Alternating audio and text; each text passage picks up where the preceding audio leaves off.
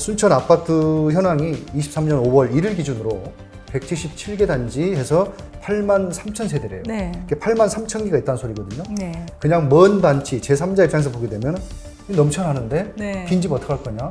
실제로 구축 아파트들은 어때요? 지금 현재 구축 아파트는 공실률이 좀 많습니다. 뭐 몇 개월, 뭐 장기 3개월, 6개월. 지금 이렇게 외면받고 아무도 관심을 갖지 않는 이런 사정이 물건이 없어서 거래량이 안 나온 건지 물건은 지금 멈추게 나오고 있는 건지 그런 것들은 좀 어떻게 보십니까? 지금 순천 뭐 전 지역 아파트가 지금 물건이 과도한 물량의 매물이 많이 나와 있죠. 그렇죠. 근데 왕지동의 두산 위버와 또 롯데캐슬 역시 물량은 많습니다. 근데 매수가 없다는 거죠. 전체 물건 양도 작년에 비하면 똑같이 좀 줄었고요. 네. 그다음에 낙찰가율과 경쟁률도 다 같이 좀 줄어든 그게 좀 보입니다. 자, 순천 아파트 지금 현황 지금 네. 이 시점에서 한번 체크해 볼 수밖에 없을 것 같은데요. 네.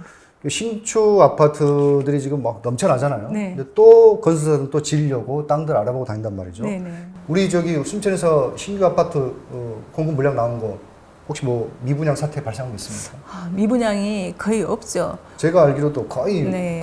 다 완판됐다고 알고 있거든요. 뭐 트리마제 같은 경우에는 뭐 동해안 쪽이라든지 저층 같은 경우에는 분양이 안 된 걸로 알고 있어요. 근데 이제 거의 완판이라고 생각하시면 그렇죠. 되겠습니다. 어느 건설사나 뭐 그런 부분들은 좀 남을 네. 수 있고 또 자기들이 또 보유하는 것도 있겠고 그렇다면 이 공급이 과연 이게 지금 오바냐라는 것을 한번 데이터를 한번 봤거든요. 네. 순천 아파트 현황이 23년 5월 1일 기준으로 177개 단지에서 8만 3천 세대래요. 네. 8만 3천 개가 있다는 소리거든요. 네. 8만 3천 개면 단순으로 28만 인구로 대비했을 때 한 사람당 하나 아파트는 아니니까 3인 가족을 하게 되면은 한 9만 채가 필요하다. 네. 그래서 문제는 그거죠.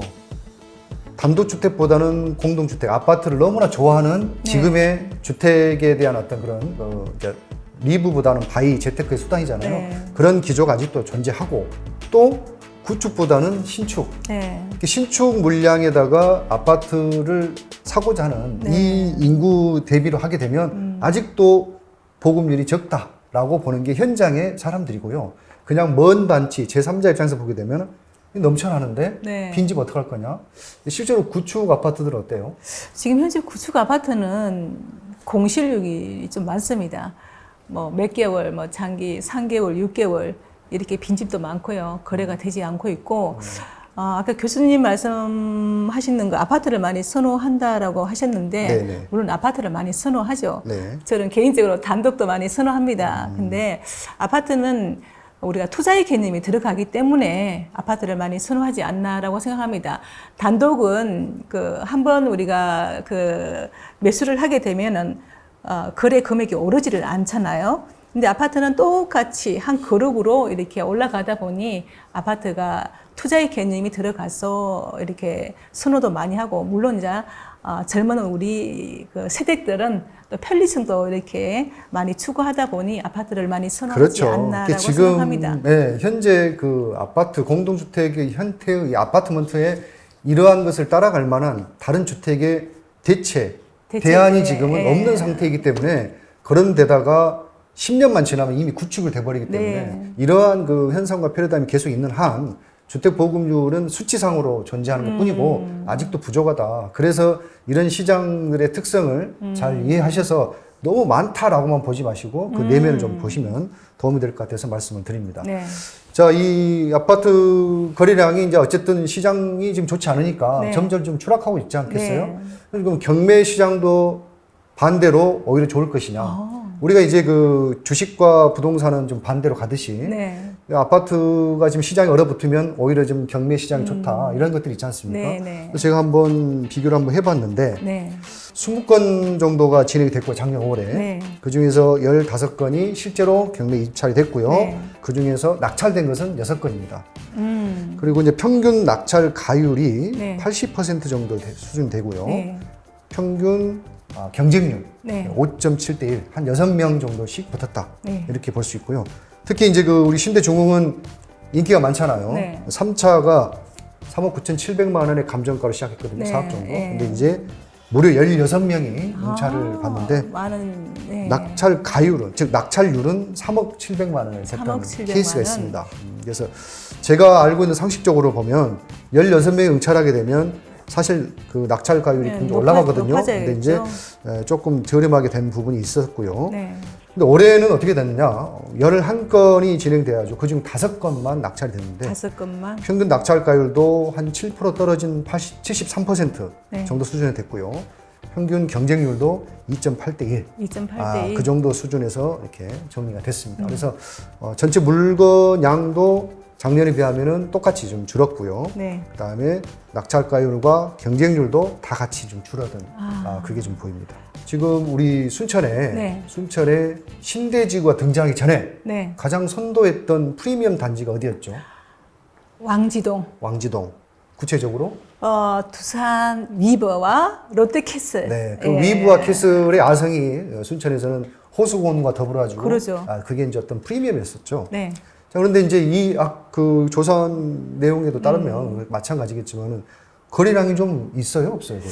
거래량이 한 3년 전만 하더라도 매물이 나오기가 바쁘게 매수로 곧바로 이어졌습니다. 네네, 그랬던 걸로 기억합니다. 예, 그래서 제가 작년과 올해 제가 조사를 좀 해봤어요. 거래량이 아주 급격히 감소를 3-4건 정도, 뭐 두산이나 롯데가 한 자릿수밖에 안 된다는 얘기네요. 네네네. 그래서 3-4년 전보다 너무 많이 거래가 안 된다는 것을 제가 알 수가 있었습니다. 네, 이제 실무적으로 또 그 현장도 그렇고 이렇게 그 위브와 캐슬은 예전에 정말로 호가도 했었고 네. 물건이 나오자마자 이렇게 거래가 되고 막 이제 그런 그 인기 아파트였는데 이게 물론 신대지구 영향도 있겠지만 지금 이렇게 외면받고 아무도 관심을 갖지 않는 이런 사정이 물건이 없어서 거래량이 안 나온 건지 물건은 지금 멈추게 나오고 있는 건지 그런 것들은 좀 어떻게 보십니까?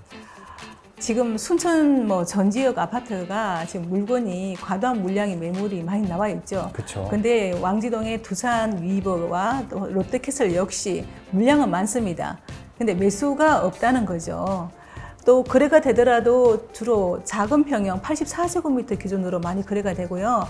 몇 년 전까지만 하더라도 대형 평수를 많이 선호를 했었습니다. 근데 주로 지금 거래가 작은 평수이고 대형 평수는 요즘에 좀 그 거래 금액이랑 요즘 분양 아파트 우리 분양가랑 비슷하다 보니 두산 위브와 트리마제 대형 평수가 거래되지 않는 걸로 제가 생각을 하고 있습니다. 지금 트리마제 같은 경우에 그 분양 가격, 거래 네. 가격, 금액이 좀 나온 게 있습니까? 트리마제 이제 우리 384제곱미터 기준으로 해서 분양 가격과 발코니 포함 가격이 4억 5천 정도가 됩니다. 근데 아파트 옵션 가격이 5천에서 한 1억 선으로 해가지고 육상 옵션 가격이 좀 높다 보니까 실질적으로 실거래가는 4억 중반에서 5억 초반 정도로 거래가 되고 있습니다. 이게 어떻게 보면 굉장히 웃긴 이야기인데요. 네. 전체 가격에서 20% 수준이 옵션 가격이라는 건 이건 뭐 자동차에서도 있을 수 없는 일인데 네. 지금 이렇게 그 옵션 가격을 본인들이 최초에 예상했던 건설 단가 즉 분양가에다가 깨맞추게 하는 이런 그 꼼수다라고 해서 어떤 그 불만도 굉장히 많았던 상황인데 네. 이런 식으로 옵션을 맞춰서 끼워넣기식으로 했던 그런 곳이 또 있었습니까? 연양동에 오네트 아파트가 있고요. 오네트, 네. 네, 조례 골드 3차 그리고 이번에 그 분양한 트리마제 네. 이렇게 세 곳이 있습니다. 네. 그래서 이제 이런 과도한 옵션 가격이 추후에 이제 그 매매 거래에서 이게 이제 반증이 되고 또 정상적인 가격 인정을 받느냐 이런 부분도 계속적으로 나온다 말씀드리도록 하겠습니다. 네. 지금 현장에서도 이제 제가 알기로는 그 위브와 캐슬을 살고 계셨던 현지 주민들이 네. 전부 트리마제의 입성을 기다리고 있었고 네. 사실상 뭐 생각보다도 막 피 형성이 그렇게 크지 않기 때문에 실제로 많이 이렇게 움직이시는 걸로 알고 네. 있는데 그러면 이제 공실이 생기겠죠. 네. 그럼 매물을 누가 받냐? 다시 또 다른 이군이라든지 다른 곳에 계셨던 분들이 또 입성하기 위해서 이게 이제 구축과 신축이 그 나름대로 이렇게 징검다리처럼 네. 이렇게 단계별로 되는 것이 이제 순환이 잘 되면 네. 사실 가격이라든지 이런 파동에서 조금 자유로울 수 있는데 네. 이 특히 위브랑 캐슬은 저희가 생각한 것보다 훨씬 더 타격이 컸단 말이죠. 네. 가격이 좀 덜 떨어진 것도 있겠지만 문제는 그거죠. 이제 트리마제의 그 제2 클래스로 갈 수밖에 없는 이들의 운명이 중대형 아파트들이 중대형 평수가 굉장히 많죠. 네, 거기가. 네. 소형보다는 중대형이 굉장히 많은 걸로 알고 네. 있습니다. 그러면 못해도 6, 7, 8억 정도의 금액이 네. 묶이는 건데 특히 시장이 꿈틀거리게 되면 네. 그 가격의 폭락차가 대형 평수 같은 경우는 훨씬 더 크게 다가거든요. 그러죠. 그래서 그런 리스크를 계속 잡고 있기가 어렵고 네. 또 예전과는 다르게 지금 대출이라든지 이런 부분이 상당히 막혀 있고 어렵다 네, 보니까 맞습니다. 큰 평수를 선호하기 쉽지가 않은 거죠. 네. 그런 악재에다가 또 여전히 그 신대의 어떤 그런 과 같이 경쟁을 해야 되는 상황도 생기는 네. 것이고 그래서 지금 이제 저는 좀 다만 우려스러운 게 이 순천에서 과거에 했던 그런 대장 아파트들이 이렇게 그냥 전락을 한다든지 뭔가 소생하지 못하게 되면 제2, 제3의 케이스가 나올 수 있다. 그래서 이게 잘 전환되기 위해서라도 그 트리마제가 정상적으로 안정화되고 가격도 조금 보합되면서 네. 이거 괜찮네 주변에 아파트도 이렇게 해서 조금 잘 끌어와 주면 좀 좋겠다는 생각이 듭니다. 그래서 이거 작년에 지금 매물이 지금 굉장히 많이 나왔다 하는데 네. 좀 걱정이 좀 되고요. 네. 어쨌든 시장이 또 어떻게 변화되는지 우리 구독자님도 관심 있게 잘 지켜봐 주시면 감사하겠습니다.